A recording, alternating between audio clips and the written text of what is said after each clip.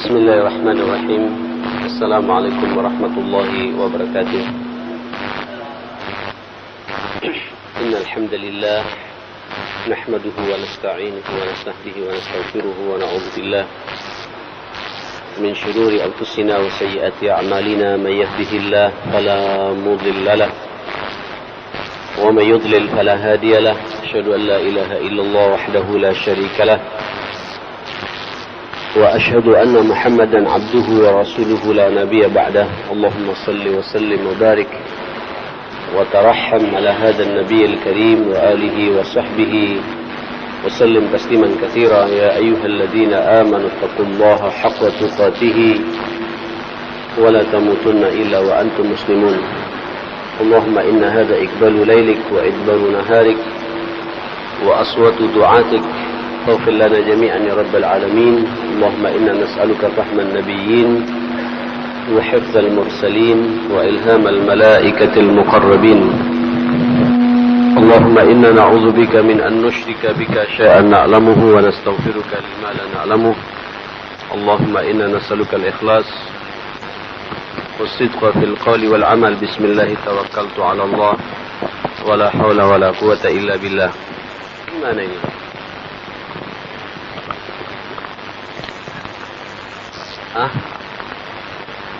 Tidak keras suaranya.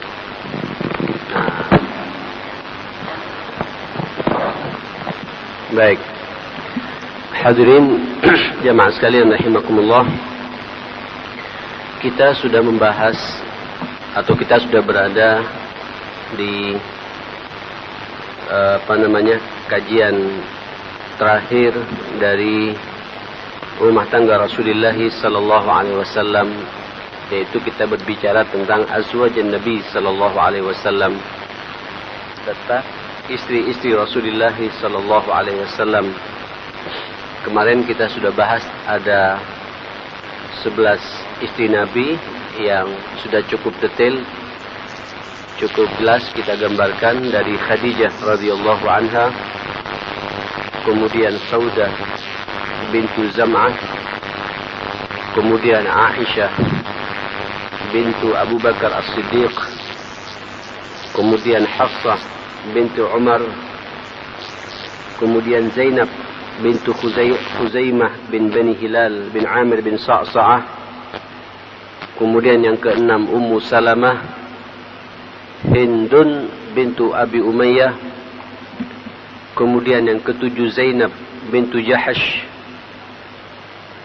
kemudian yang kedelapan Juwairiyah bintul Harith Sayyidi Bani Mustaliq min Khuza'ah, yang kesembilan Ummu Habibah yaitu Ramlah bintu Abu Sufyan, kemudian yang kesepuluh Safiyah bintu Huyai bin Akhtab min Bani Israel, dan yang ke-11 adalah Maimunah bint Al-Harith.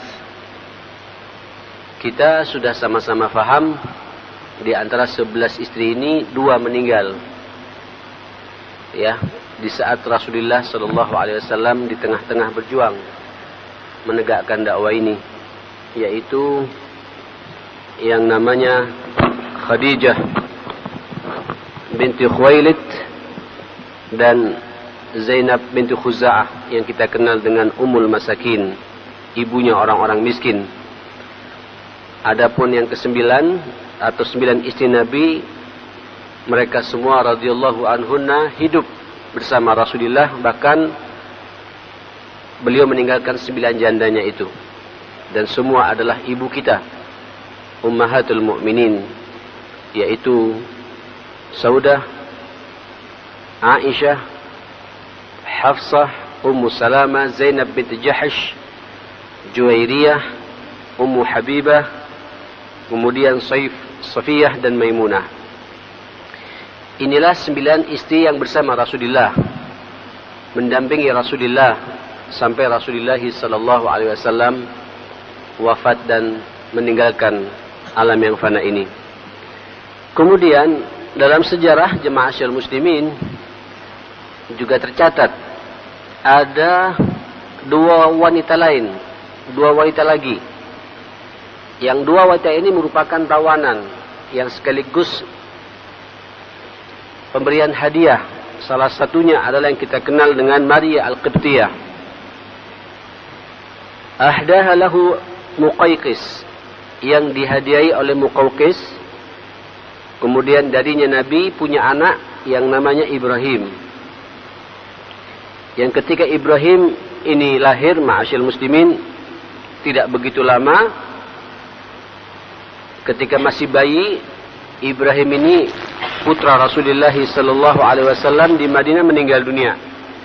Itu bertepatan dengan tanggal 28 Syawal pada tahun ke-10 Hijriah. Yang pada waktu itu,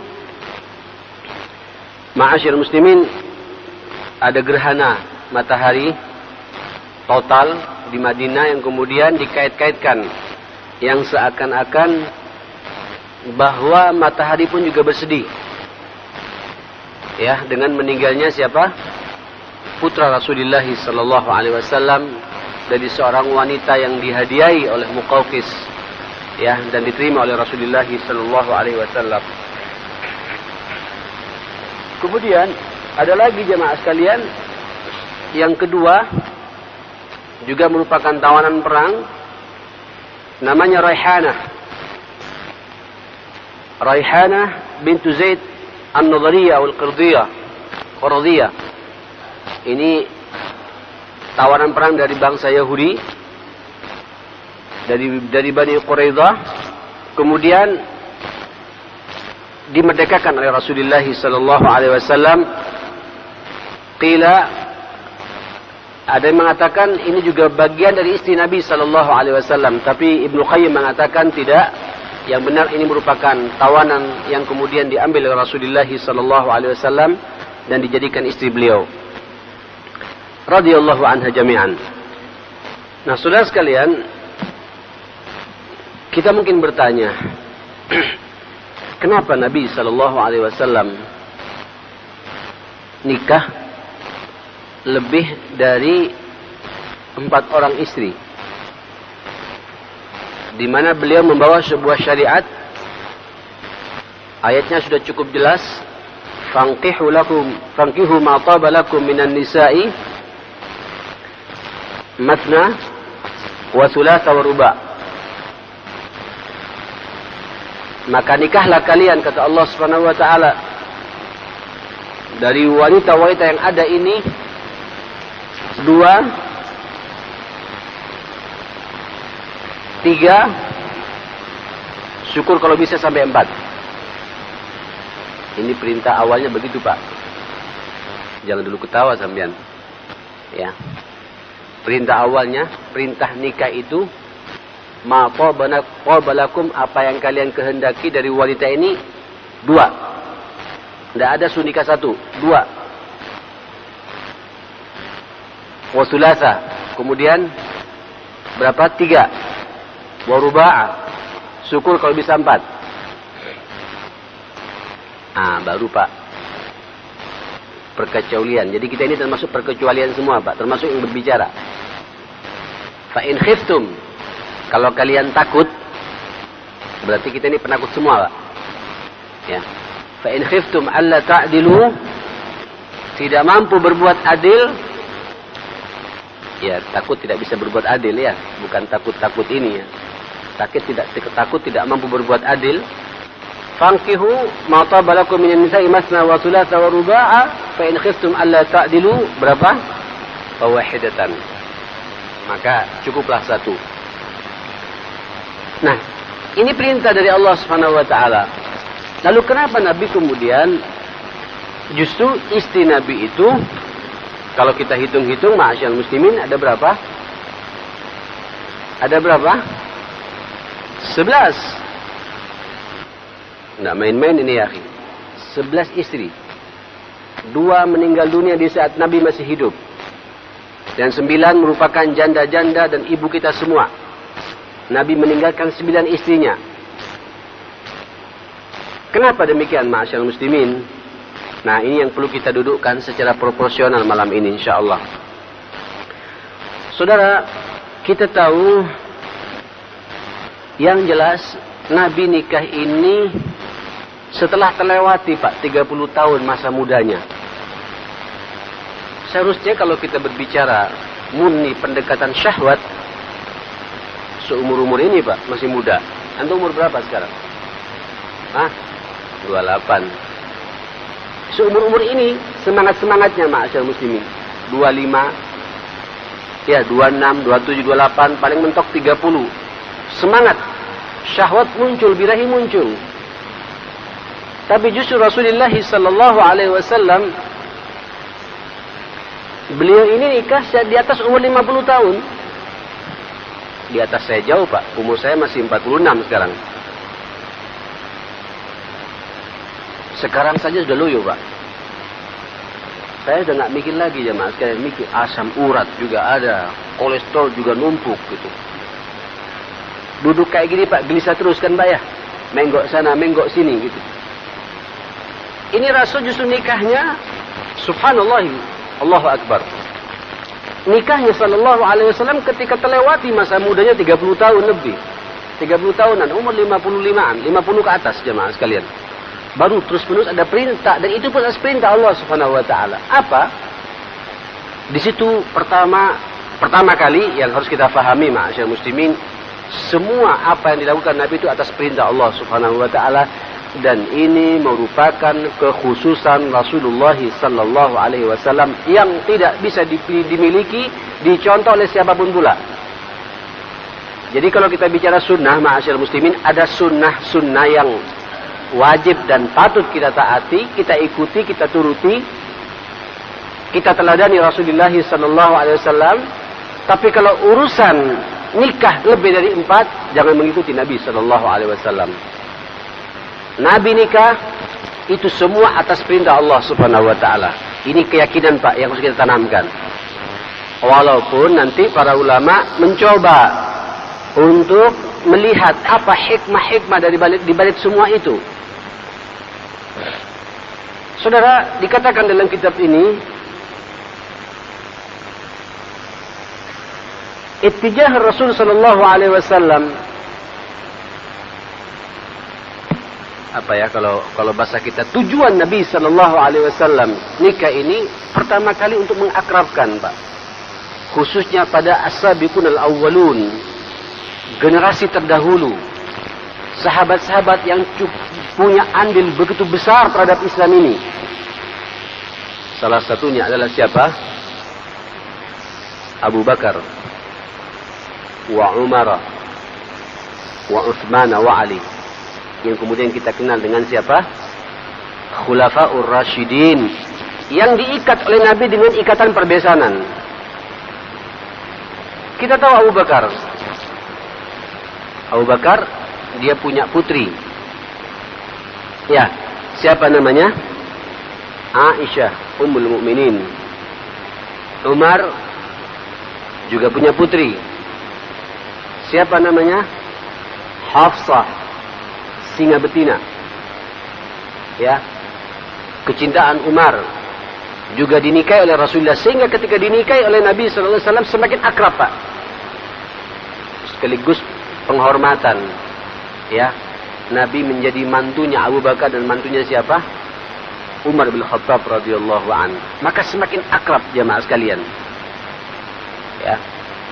Yang kedua, Nabi juga punya putri. Dari istri pertama beliau yang ketika kawin dengan yang istri pertama ini, Nabi tidak pernah berpikir nikah dengan wanita siapapun pula. Siapa itu? Khadijah radhiyallahu anha. Lahirlah 4 generasi Rabbani, yaitu siapa? Zainab, Ruqayyah, Ummu Kalthum dan Fatimah radhiyallahu anhunna jami'an. Kemudian kalau Zainab ini sudah dinikahi oleh sebelumnya oleh sepupu, ponakan sepupu Nabi sallallahu alaihi wasallam, yang kemudian dia bergabung dengan orang kufar Quraisy, kemudian cerai. Nah, kemudian Ruqayyah dinikahkan, dipertemukan sama Nabi kepada mantunya kesayangan Nabi sallallahu alaihi wasallam, siapa? Utsman bin Affan radhiyallahu an. Kemudian meninggal dunia Nabi menawarkan lagi adiknya Ruqayyah ini, namanya Ummu Kalsum. Setelah itu Fatimah dinikahkan dengan siapa? Ali bin Abi Thalib karramallahu wajhahu wa radhiyallahu an. Sampai ketika sudah tidak punya putri Nabi, putri lagi Nabi SAW, Utsman membujang. Kata Nabi, demi Allah, kalau aku punya putri lagi, akan kukawinkan dengan siapa? Dengan Utsman. Begitu cintanya Rasulullah. Jadi ini semakin akrab jemaah sekalian. Dikatakan dalam kitab ini, yashir ila annahu yabghi min wara'i dzalika tawthiq as-silat birrijal al-arba'ah. Jelas sekali Nabi berharap di balik semua itu untuk memperkokoh hubungan dengan 4 sahabat besar ini. Abu Bakar, Umar dan Utsman serta Ali. Abu Bakar, Umar menjadi mertuanya, Umar dan Utsman dan Ali menjadi apa? Menjadi mantunya. Saudara sekalian, kita kenal di dunia orang-orang Arab pada waktu itu di masa jahiliyah itu min taqalidil Arab al-ihtiram bil musahara. Mereka sangat menghargai, menghormati perbesanan. Ya. Faqad kana as-sihr indahum baba min abwab at-taqarrub bain al-butun al-mukhtalifah. Itu dikenal untuk menyambung keakraban di antara mereka. Pintu yang paling jelas itu adalah lewat pernikahan, perbesanan seperti itu. Dan itu dimanfaatkan oleh Rasulullah sallallahu alaihi wasallam, tentunya atas izin Allah Subhanahu wa taala. Saudara, mari kita lihat di istri-istri Nabi yang lain. Paling jelas ketika Nabi sallallahu alaihi wasallam nikah dengan Ummu Salamah. Ummu Salamah ini seorang janda tua, anaknya juga banyak. Ini Pak, satu kampung dan masih ada hubungan kekerabatan dengan Abu Jahal dan Khalid bin Walid. Kita tahu Abu Jahal matinya itu di mana? Di perang Badar. Dan orang kafir Quraisy kehilangan betul dengan tokoh mereka itu. Yang kata Nabi, Fir'aun hadhil ummah. Tentunya dendam kepada Rasulullah itu muncul. Ditambah lagi dengan Khalid bin Walid yang satu kampung pula dengan Abu Jahal ini. Subhanallah, begitu Ummu Salamah menjanda, punya anak banyak, dinikahi oleh Rasulullah sallallahu alaihi wasallam, membuat Khalid ketika dinikahi oleh Rasulullah sallallahu alaihi wasallam, Ummu Salamah ini tidak mampu lagi Pak berbuat lebih kejam lagi Khalid kepada kaum muslimin sebagaimana dia berbuat dalam perang Uhud. Antum tahu kan kisah perang Uhud? Porak-porandanya kekuatan para sahabat di Jabal Rumah dengan senjata panahnya seperti itu. Kemudian dia turun ketika melihat ghanimah begitu banyak. Siapa yang memukul dari belakang? Khalid bin Walid. Belasan, puluhan sahabat mati di tangan Khalid bin Walid sebelum dia masuk Islam. Begitu dinikahi oleh Rasulullah yang namanya Ummu Salamah ini, ma'asyal muslimin, Allahu Akbar. Aslama ba'da muddah ghaira tawilin ta'ian raghiban. Masuk Islam tidak beberapa lama. Terkesima. Subhanallah. Jadi Pak, ma'asyir muslimin, terbukti dengan perhatian Nabi kepada bab yang kita anggap sepele seperti itu, masuk ngambil salah seorang janda yang namanya Ummu Salamah pada waktu itu, membuat Khalid luluh hatinya, ma'asyir muslimin. Lah ini menunjukkan betapa Rasulullah sallallahu alaihi wasallam ada target-target dari pernikahan itu. Kemudian setelah itu kita lihat Abu Sufyan, paman Nabi, ya, masih ada hubungan kekerabatan dengan Rasulullah sallallahu alaihi wasallam, paman sepupunya kalau tidak keliru jemaah, kalau dalam bahasa kita ini. Coba perang apa yang tidak diikuti Abu Sufyan? Dan Abu Sufyan pula yang kemudian mengobarkan api dendam kepada Rasulullah sallallahu alaihi wasallam. Subhanallah, Nabi untuk melunakkan Abu Sufyan, apa yang terjadi ma'asyar muslimin? Putri beliau yang namanya Ummu Habibah ketika sudah masuk Islam langsung dinikahi oleh Rasulullah sallallahu alaihi wasallam. Kalau kita kan mikir Pak ya. Kita ada musuh Pak. Ada rivalitas gitu. Tidak usah jauh-jauh lah dalam urusan dakwah. Urusan bisnis sajalah. Seharusnya Pak, biar kompak bisnis itu. Rival kita ini punya anak. Pertemukan saja anak kita dengan anak mereka itu. Biar nyambung, tidak ada permusuhan terus-menerus. Loh ini Pak, target-target dakwah yang diinginkan Rasulullah SAW. Dinikahi oleh Nabi SAW. Walaupun di awal-awal ketika Abu Sufyan mencoba untuk mengadakan diplomasi dengan Rasulullah. Masih ingat jemaah sekalian? Yang kemudian datang ke Madinah untuk mengadakan bargaining perjanjian. Tiba-tiba masuk ke Madinah, ketika mau duduk, ada sejadah di situ. Tempat duduknya Rasulullah SAW. Kemudian sejadahnya sama anaknya Ummu Habibah di apa? Dilipat gitu. Itu penghinaan jemaah sekalian. Tapi tetap dia menghormati ayahnya gitu. Kenapa wahai anakku, putriku, kata Abu Sufyan? Ya karena Abah masih belum masuk Islam. Ya, orang kafir itu najis. Tidak sepantasnya Abah duduk di tempat duduknya Rasulullah SAW. Allahu Akbar. Ini akidah Pak. Saudara sekalian, tapi yang itu pula yang membuat Abu Sufyan tertarik untuk mendatangi Rasulullah SAW. Yang tadinya permusuhannya sangat luar biasa gitu. Saudara sekalian, rahimakumullah, kita juga masih ingat ada dua kabilah yang sangat bermusuhan dengan Rasulullah dari bangsa Yahudi, yaitu Bani Quraidah, Bani Nadir, dan Bani Al-Mustalik. Subhanallah, di tengah-tengah mereka itu ada dua tawanan yang kemudian dimerdekakan sama Nabi Sallallahu Alaihi Wasallam. Dua tawanan itu, yang pertama Juwairiyah, yang kedua Safiyah. Kalau Juwairiyah dari Bani Mustalik, Safiyah dari Bani Nadir, dari bangsa Yahudi. Loh, Nabi kawin sama orang Yahudi? Iya Yahudi, tapi sudah masuk Islam. Kalau sudah masuk Islam Pak, saudara kita. Rasnya ras Yahudi, tapi itu adalah akhul Islam. Ya. Nah, saudara sekalian, subhanallah, begitu dinikahi oleh Rasulullah sallallahu alaihi wasallam Juwairiyah ini jamaah sekalian. Allahu Akbar. Betapa pada waktu itu dendam yang dipunyai oleh para sahabat kepada orang-orang Yahudi, sekaligus orang-orang Yahudi melunak kepada Rasulullah sallallahu alaihi wasallam. Atas tangan Juwairiyah ini, ma'asyal muslimin, dengan musahara seperti ini, dengan perbesanan seperti ini, subhanallah, para sahabat itu melepaskan 100 tawanan orang-orang Yahudi. Karena menghormati, sebagai apa? Sebagai hadiah, karena Nabi sedang berbesan dengan orang Yahudi. Putrinya orang Yahudi, Juwairiyah ini. Lah ini ikhwatal iman kan, sebenarnya Islam tidak menginginkan permusuhan dalam hidup ini. Tidak ingin perang. Jadi musuhnya untuk supaya mereka itu bisa lunak kepada kita, dicari peluang-peluang supaya dia bisa apa? Bisa akrab dengan kita, tidak bermusuhan dengan kita. Maka nikahlah Nabi SAW dengan Juwairiyah dan Safiyah. Subhanallah ya ikhwatal iman.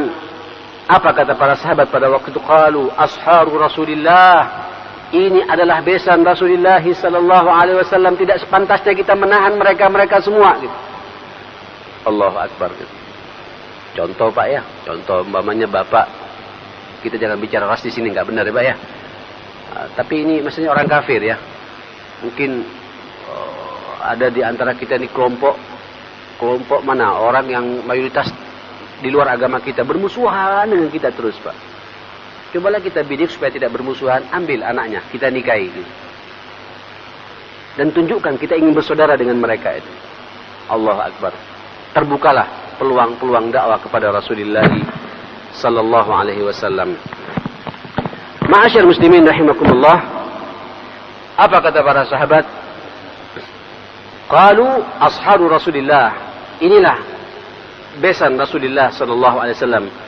Wa la yakhfa ma li hadzal man min al-athar al-baligh fi an-nufus. Ini Pak yang kemudian membuat orang Yahudi mulai menurun permusuhannya kepada Rasulullah sallallahu alaihi wasallam dan para sahabat.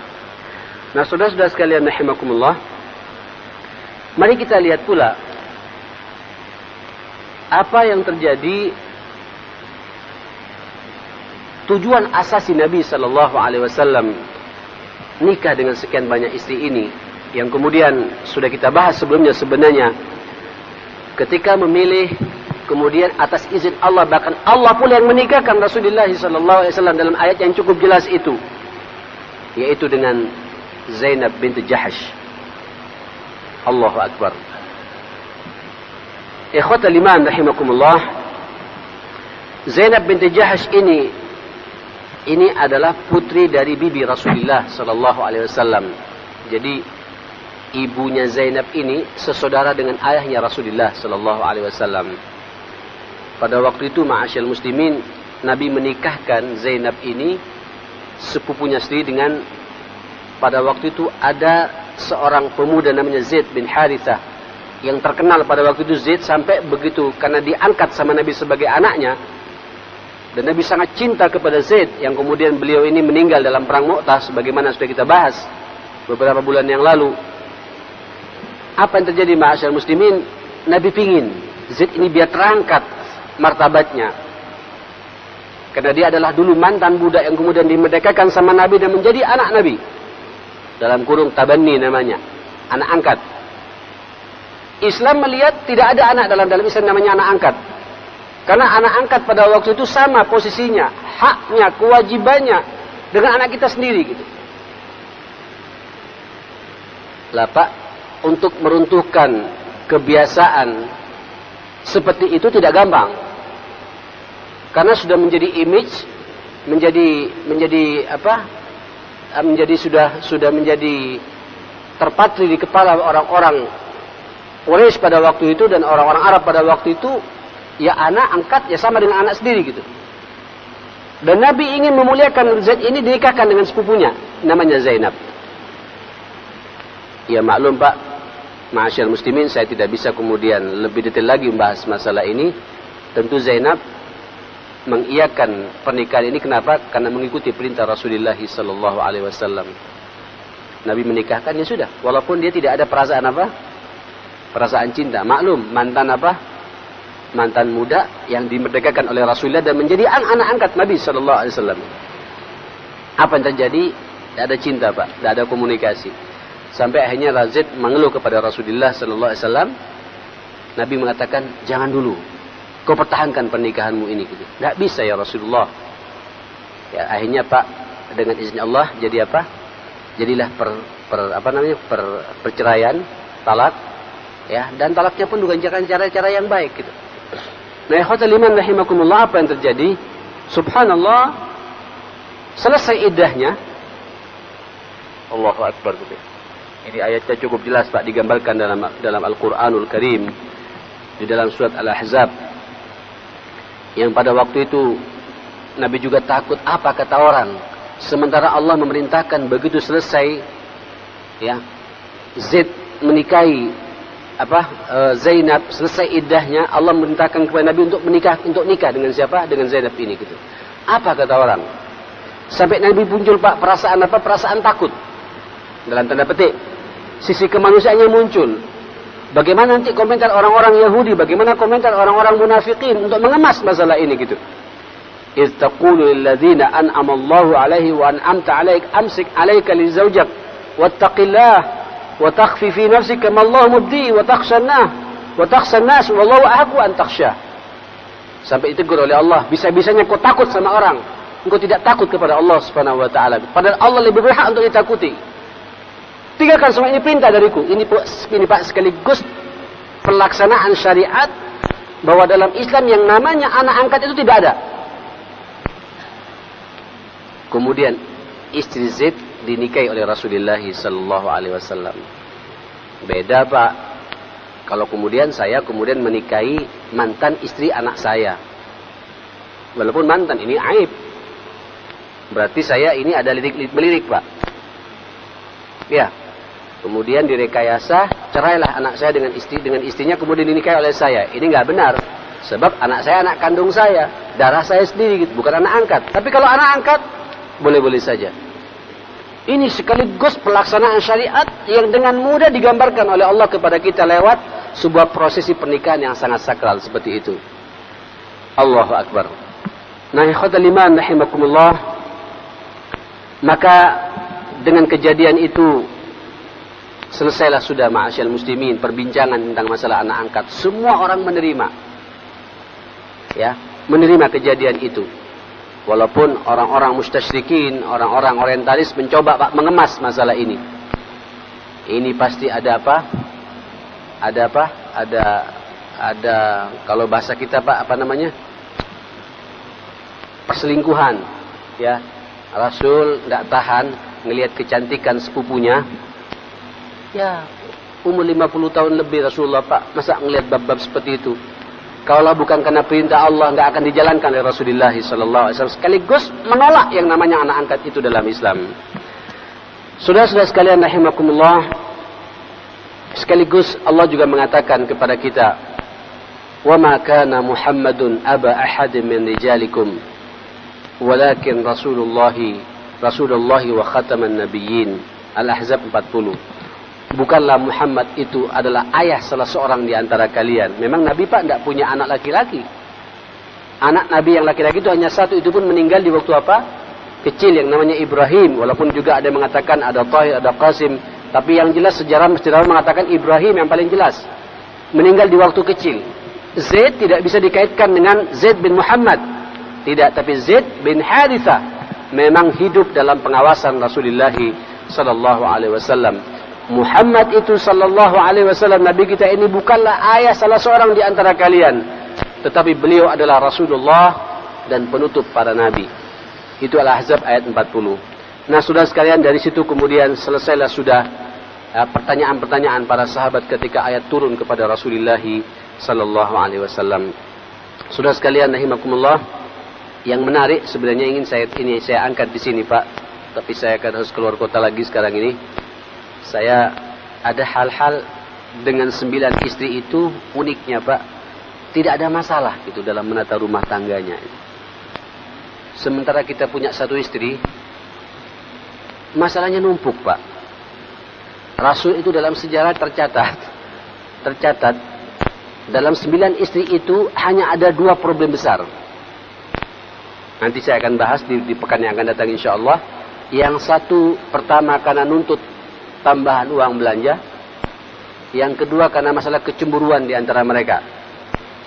2 saja Pak. Yang lainnya subhanallah, tidak ada 1 istri pun yang kemudian berbicara kepada kita tentang aibnya Rasulullah sallallahu alaihi wasallam. Dan itu pun wajar, sisi kemanusiaan Nabi. Apa itu?